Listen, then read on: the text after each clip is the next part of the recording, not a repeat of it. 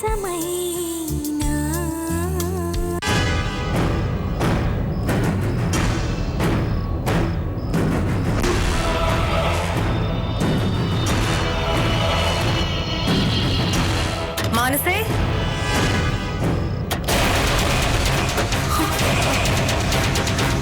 മാനസ, മാനസ, അയ്യോ മൈന, മാനസേ തുറക്ക്.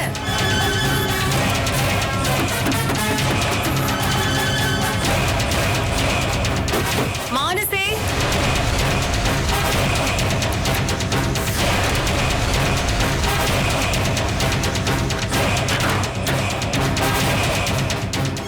നീ എന്തിനാ എപ്പോഴും മുറി അടച്ചിട്ട് ഇങ്ങനെ അകത്തിരിക്കുന്നത്?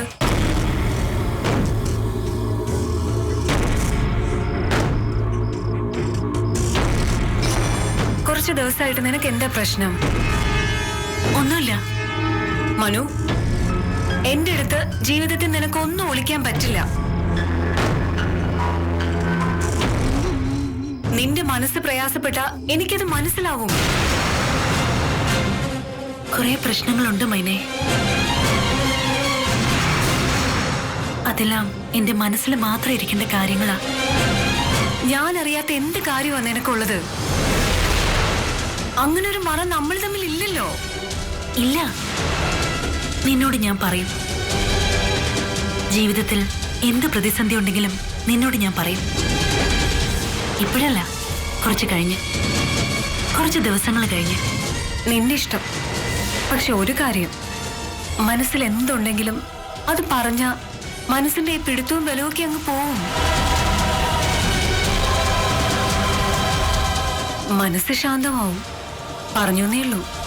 തീരുമാനിക്കേണ്ടതും മനസ്സ് തുറക്കേണ്ടതും ഒക്കെ നീയാ. ആലോചിക്കേ.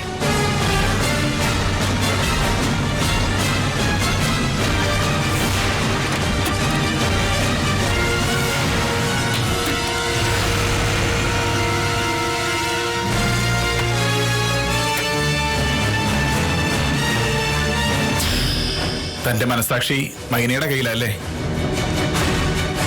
ഈ മൈന മാനസിക ഒരുപാട് സ്വാധീനിക്കുന്നുണ്ടല്ലേ? Of course. മൈനയുടെ ചോദ്യങ്ങൾക്ക് ഉത്തരം പറയാൻ കഴിഞ്ഞില്ലെങ്കിൽ പിന്നെ ഞാനില്ല. എന്റെ മനസാക്ഷി സൂക്ഷിപ്പുകാരിയാണ് മൈന. എന്നിട്ടും അവളോട് ഞാൻ മറച്ചു വെച്ചു സിദ്ധാർത്ഥനെ. സാരമില്ല, നോക്കാം. ഇന്നല്ലല്ലോ ലോകാവസാനം.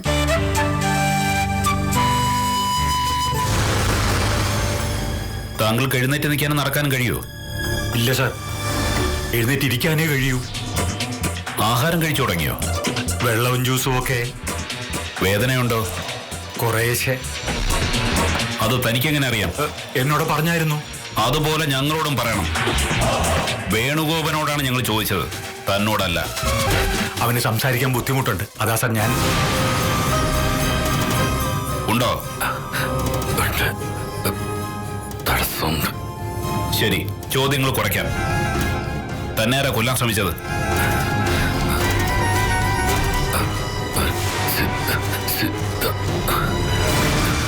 എന്തിന്?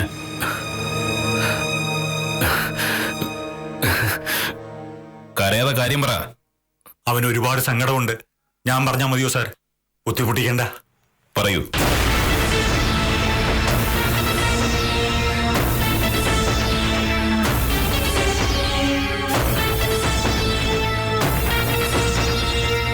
നേരാണോ ഈ പറഞ്ഞതെല്ലാം?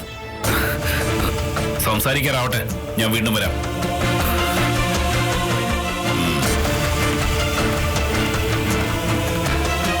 ഇത് മതി. കാര്യങ്ങൾ ഇങ്ങനൊക്കെ തന്നെ ഇരിക്കട്ടെ. അവന് പോലീസ് പിടിച്ച സത്യം പറയില്ലേ? പറഞ്ഞ അതിനപ്പുറം പറയും നമ്മള്. നീ സമാധാനമായിരിക്കേ. മിസ്റ്റർ ഹരിശങ്കർ, നിങ്ങളുടെ സഹോദരിയുടെ ഉഡ്ബിയെ കൊല്ലാൻ ശ്രമിച്ചവനെ പോലും കണ്ടുപിടിക്കാൻ നിങ്ങൾക്ക് കഴിഞ്ഞില്ലെങ്കിൽ ഈ കാക്കി ഇടുന്നതിൽ ഒരു അർത്ഥവുമില്ല. മുനിസിപ്പാലിറ്റിക്കാരിടുന്ന കാക്കിയും നിങ്ങളിടുന്ന കാക്കിയും തമ്മിൽ ഒരു വ്യത്യാസവും ഇല്ല. സർ, എന്റെ അധികാരത്തിന്റെ എല്ലാ പവറും പോലീസ് ഫോഴ്സും ഞാൻ ഉപയോഗിച്ചു. ബട്ട് എനിക്ക് മാത്രമല്ല, ആർക്കും ഈ സിദ്ധാർത്ഥിനെ കണ്ടുപിടിക്കാൻ കഴിഞ്ഞിട്ടില്ല. ഓയ്, ഇതിനേക്കാൾ വലിയ എത്രയോ കേസുകൾ തെളിയിച്ചിട്ടുള്ളതാണ് കേരള പോലീസ്. ഇത് നാണക്കേടാണ് മിസ്റ്റർ ഹരിശങ്കർ. നാണം കെട്ട ഒരു അവസ്ഥ ഉണ്ടാക്കി വെക്കരുത്. ഞാൻ എന്ത് ചെയ്യണം സർ? അത് ഞാൻ പറഞ്ഞു തരാനാണെങ്കിൽ തന്റെ തോളത്ത് എന്തിനാ ഈ സ്റ്റാറും IPS ഒക്കെ? സർ, എന്റെ കഴിവിന്റെ പരമാവധി ഞാൻ... നോ മോർ ആർഗ്യുമെന്റ്സ്. 2 ദിവസത്തിനകം എനിക്ക് ഈ കേസിന്റെ റിസൾട്ട് അറിയണം. You can go now. Sir,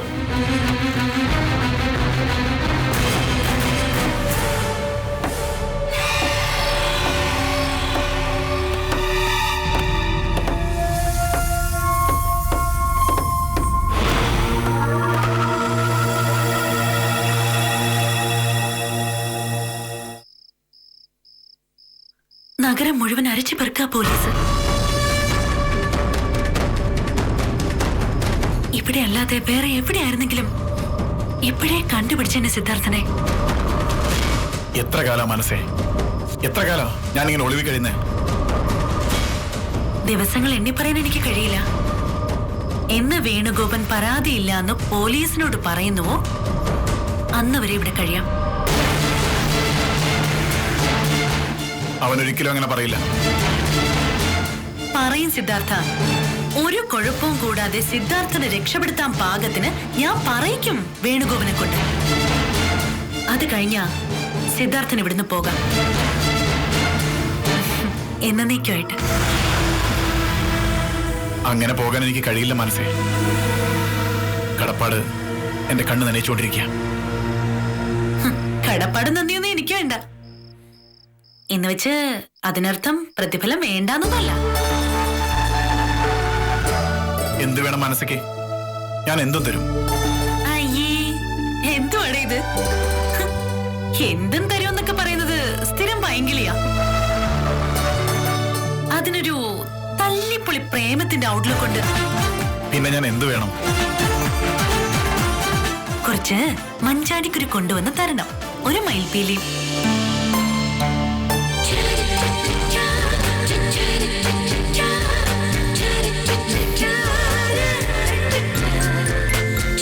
എന്താണെന്താ നമ്മുടെ ഡിപ്പാർട്ട്മെന്റ് സംഭവിച്ചത്? ഇത്രയും പോലീസ് സ്റ്റേഷനിൽ അറിയിപ്പ് കൊടുത്തിട്ടും ഒരു കുറ്റവാളിയെ കുറിച്ച് ഒരറിവില്ലെന്ന് വന്നാൽ നാണക്കേടല്ലേ നമുക്ക്? അതെ സാർ, പക്ഷെ നമ്മൾ ശ്രമിക്കാത്തത് കൊണ്ടല്ല. ഈ ഡിസ്ട്രിക്റ്റിൽ വീട് വീടാന്തരം അരിച്ചു പിറക്കി. മറ്റൊരു ജില്ലയിലേക്ക് റോഡ് വഴിയോ എയർ വഴിയോ പോയിട്ടില്ല. പക്ഷേ നമുക്ക് കണ്ടുപിടിക്കാൻ പറ്റുന്നില്ല. ഒരു സൂചന പോലും കിട്ടുന്നില്ല. ഇതൊരു അതിശയ. ഇതിനു മുമ്പ് ഒരു ക്രിമിനൽ പശ്ചാത്തലം ഇല്ലാത്തവൻ ഇങ്ങനെ ഒളിച്ചിരിക്കാൻ മിടുക്ക് കാണിക്കൂ? അത് മാത്രമല്ല സാർ, എന്റെ അന്വേഷണത്തിൽ അവൻ ഒരു രാഷ്ട്രീയ പിന്തുണയില്ല. ഒരു സാമൂഹ്യ സംഘടനയിലും അവൻ അംഗമല്ല. അങ്ങനെ ഒരു ഗ്രിപ്പും ഇല്ലാത്ത ഒരു സാധാരണ മോട്ടോർ മെക്കാനിക്കാണ് പോലീസിന്റെ കണ്ണുവെട്ടിച്ച് ഒളിവിൽ താമസിക്കുന്നത്. മിനിമം ആഹാരം കഴിക്കാനെങ്കിലും സൗകര്യം ചെയ്ത് കിട്ടിയിട്ടല്ലേ? ഒരു കാര്യം ചെയ്യൂ നന്ദൻ, സംശയം തോന്നുന്ന സ്ഥലങ്ങളെല്ലാം ഒരുമിച്ച് സെർച്ച് ചെയ്യൂ. Yes sir. ചിലപ്പോ ഒരിടത്തു നിന്ന് മറ്റൊരിടത്തേക്ക് മാറിക്കൊണ്ടിരിക്കുകയാണെങ്കിലോ? അങ്ങനെ ചെയ്യാം സാർ. വൈകണ്ട, നാളെ തന്നെ. സർ.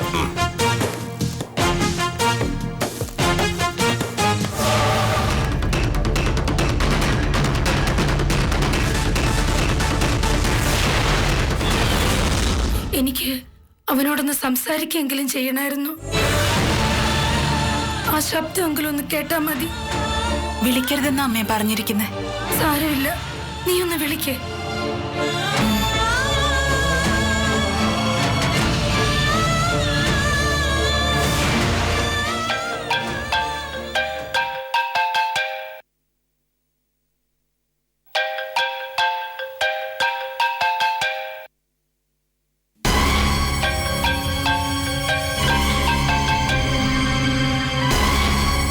ഹലോ, ഞാൻ അംബികയാ.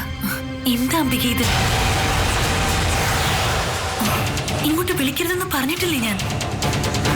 ദേ, ഈ നമ്പറൊക്കെ പോലീസ് ട്രേസ് ചെയ്യുന്നുണ്ടാവും.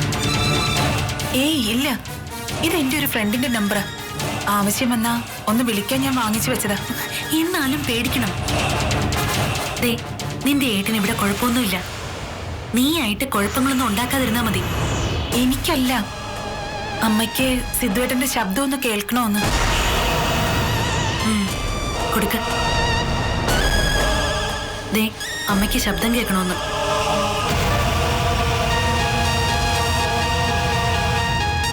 പതിയെ സംസാരിക്കണം.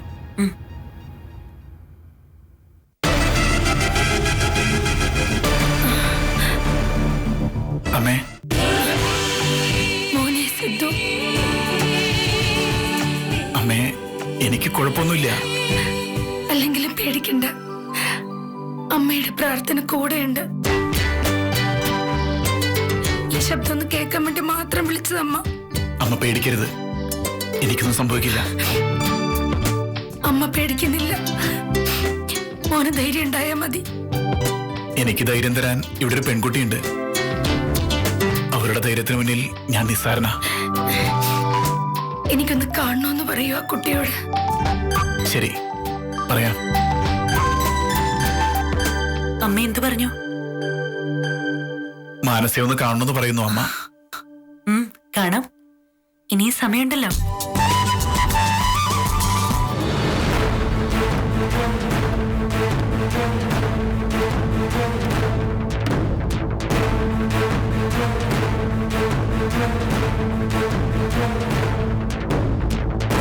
മാനസേ,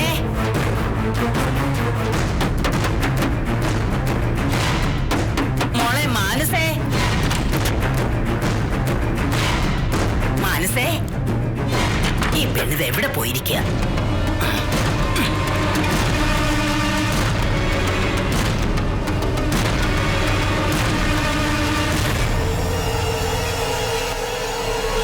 ഈ പെണ്ണ് പിന്നെ എവിടാ?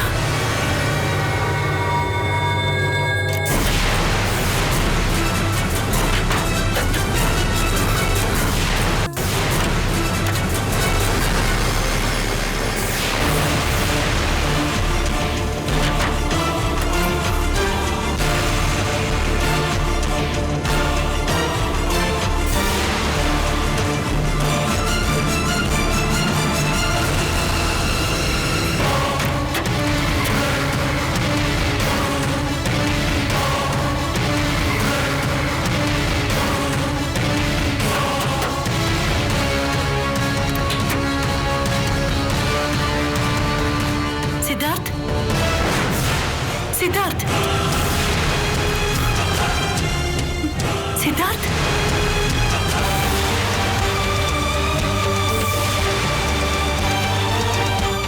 കട്ടിലിനടിയിലായിരുന്നോ?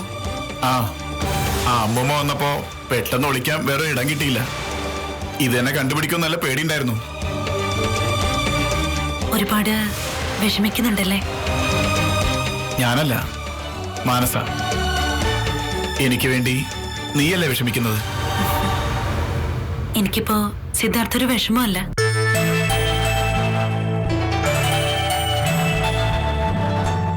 എന്റെ ജീവിതത്തിൽ ഓർത്തു വെക്കാൻ പറ്റിയ ദിവസങ്ങളായതൊക്കെ.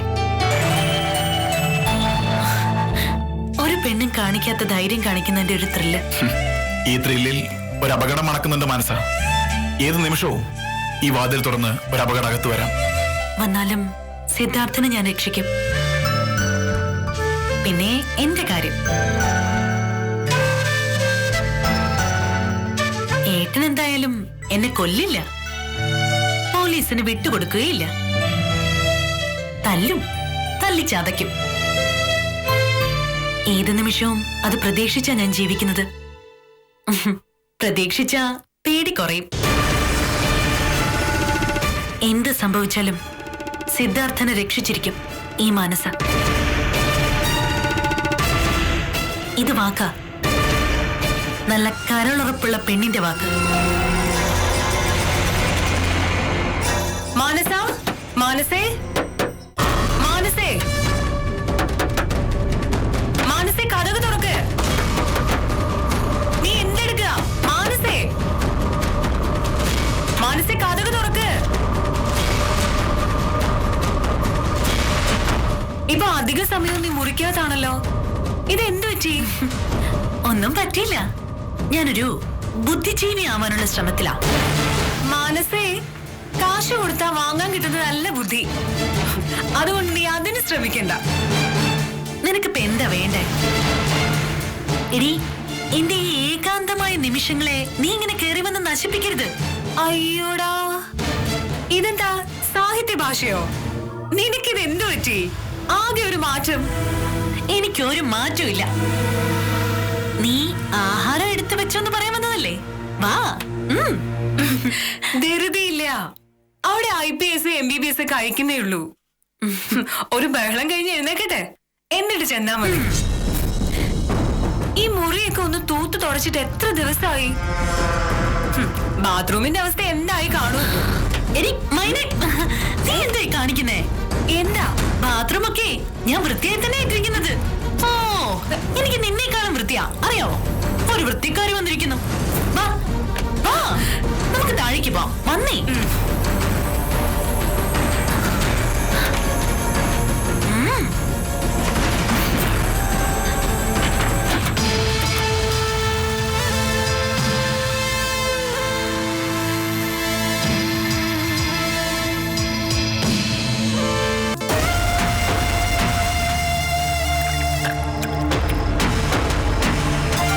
വിശപ്പുണ്ടാവും, ഒന്നും കഴിച്ചില്ലല്ലോ.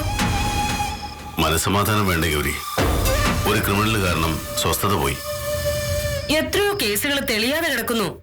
അതുപോലെ ഒരെണ്ണം ഇതുവെന്നങ്ങ് വിചാരിച്ചാ പോരെ? അങ്ങനെ ചിന്തിക്കാൻ പറ്റില്ല ഗൗരി. ഒന്നാമത് ഈ കുത്തുകൊണ്ട് കിടക്കുന്ന വേണുഗോപൻ എന്റെ ബ്രദറിലും ആവേണ്ട ആളാണെന്ന് ഡിപ്പാർട്ട്മെന്റിൽ മൊത്തം അറിയാം. രണ്ടാമത് ഇത് എന്റെ സർക്കിളില് എന്റെ മൂക്കിന് താഴെ നടന്ന കൊലപാതക ശ്രമമാണ്. പ്രതിയെ കണ്ടുപിടിച്ചേ പറ്റൂ. അതിനുള്ള കഴിവും കൂടി വേണ്ടേ?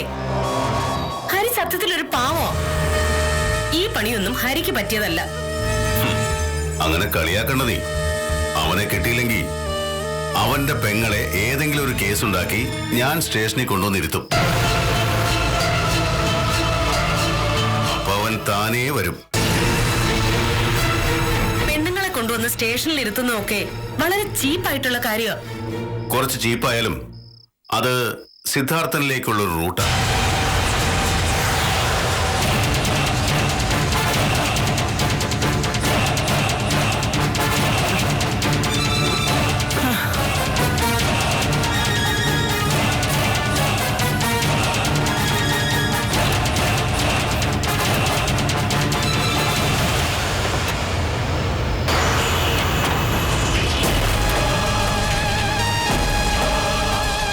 രാത്രിയാണോ ഈ പെണ്ണ് കുളിക്കുന്നത്?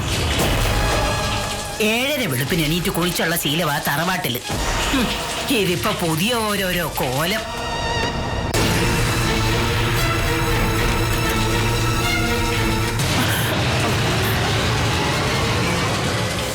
നീ എന്താ ഇവിടെ?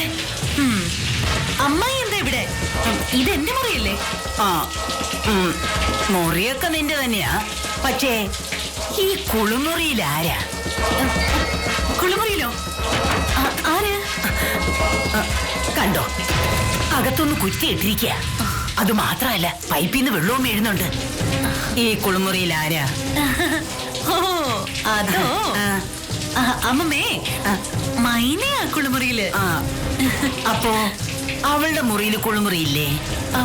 ഉണ്ട്. പക്ഷേ അവൾ എവിടെയാ കുളിക്കാറ്?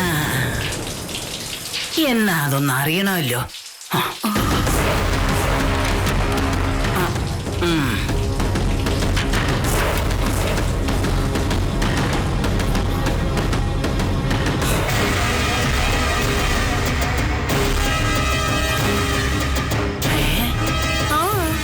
നീ ഇവിടെ? അപ്പൊ അവിടെ ആരാ? എവിടെ? അല്ല, മാനസയുടെ മുറിയിൽ ആരാ? അമ്മായിക്ക് ഇത് എന്തു പറ്റി? എന്തൊക്കെയാ ഈ പറയുന്നേ? ഇതങ്ങനെ വിട്ടാ പറ്റില്ലല്ലോ. അപ്പൊ പിന്നെ ഇത് ആരാണെന്ന് അറിയണമല്ലോ. എനിക്ക് വന്നപ്പോഴേ പന്തികേട് തോന്നിയതാ. ഇവർക്ക് എന്തോ ഒരു കുഴപ്പമുണ്ട്.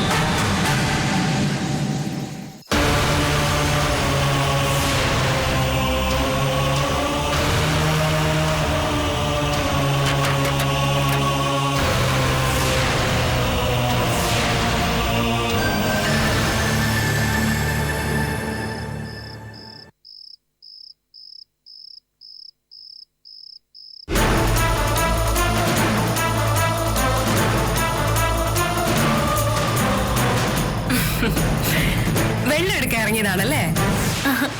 അതെ. നിന്റെ കാര്യങ്ങളൊക്കെ നീ ഓർത്തില്ലെങ്കിലും ഞാൻ ഓർക്കില്ലേടി. Good night. Good night. എടി പോയി കിടക്കടി.